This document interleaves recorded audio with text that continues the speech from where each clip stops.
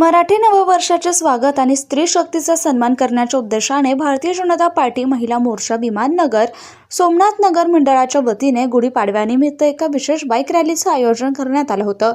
या रॅलीच्या माध्यमातून मराठी भाषेचा आदर आणि स्त्रीचा सन्मान हा सामाजिक संदेश घराघरात पोहोचवण्यात आला।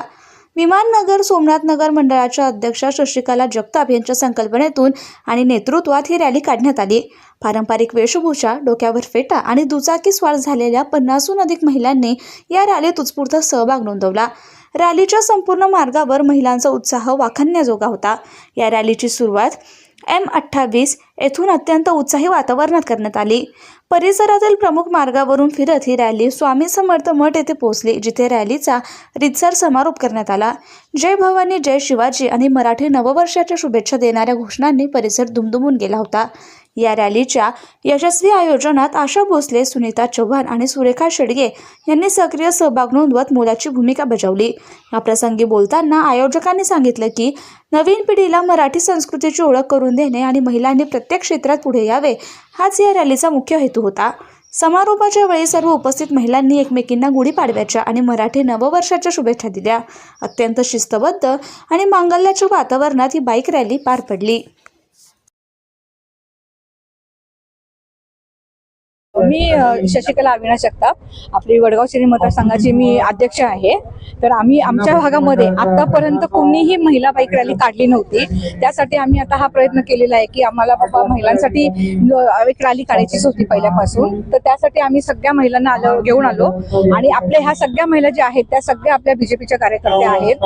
आणि आतापर्यंत आमच्या भागामध्ये म्हणजे कोणीच आम्हाला प्रतिसाद दिला नव्हता किंवा रॅली काढायला परमिशनही दिली नव्हती आम्हाला आतापर्यंत। पण आम्ही आता ठरवलं की नाही, आता महिलांसाठी आपल्याला काहीतरी करायचंच, म्हणून मग आम्ही महिलांसाठी एक रॅली काढायचा प्रयत्न केला। मेसेज काय आपण दिलेला आहे त्यांना सांगा तुम्ही पण। आम्ही महिलांसाठीच मेसेज दिलेला आहे किंवा आणि मराठी भाषेचा आम्ही एक त्याच्यामध्ये मेसेज दिलेला आहे, दोन्ही ह्याच्यामध्ये संदेश देण्यात आला होता की आपण मराठीमध्ये की कितीही बोल, कधीही बोल, जमेल तेवढं बोल, पण मराठीच बोल। की आपण मराठी भाषेचा आदर केलाच पाहिजे। मुलांना आपल्या मराठी शाळेमध्ये ऍडमिशन घेतलं पाहिजे आणि मराठी या भाषेचा आपण केलाच पाहिजे। कसं वाटलं सहभागी होऊन? खूप छान वाटलं, खूप हे वाटलं। कसं आजपर्यंत आपल्या भागामध्ये ना असा म्हणजे बाईक रॅली अशी महिलांची झालीच नव्हता, पण खूप छान झाली आहे हा कार्यक्रम आणि महिलांनी पण खूप छान ह्याच्यामध्ये सहभाग घेऊन आम्हाला हे केले, त्याच्याबद्दल आम्ही त्यांचे धन्यवाद। आतापर्यंत असा महिलांचा कार्यक्रम इथे झालेलाच नाहीये, तो पहिल्यांदा झालेला आहे। आणि मराठीचा अभिमान आपल्याला सगळ्यांना असायलाच पाहिजे, कारण मुलं मराठी शाळेत आता जायला मागत नाही, कारण त्यांना पुढे काहीच प्रगती मिळत नाहीये। त्यामुळे मराठी हे पहिलं आपलं प्राधान्य असलं पाहिजे। आपण महाराष्ट्रात राहतो, त्याच्यामुळे मराठी हे आपलं असायलाच पाहिजे, त्याचा आपण अभिमान बाळगायला पाहिजे। आजची ही जी आम्ही रॅली काढली होती म्हणजे गुढीपाडव्याच्या निमित्ताने, म्हणजे खरंच पहिल्यांदाही झालेले आणि खूप यशस्वीने पार पडलेली आमची यात्रा ही म्हणजे मिरवणूक। आणि याच्या रॅलीमध्ये सर्व महिलांनी जातीपेक्षा धर्माला महत्व दिलेलं आहे आणि या धर्मांविषयी म्हणजे आपला धर्म, हिंदू धर्म वाढवण्यासाठी आपण काय करू शकतो हे दाखवून दिलेलं आहे। सगळ्यांना गुढीपाडव्याच्या हार्दिक शुभेच्छा।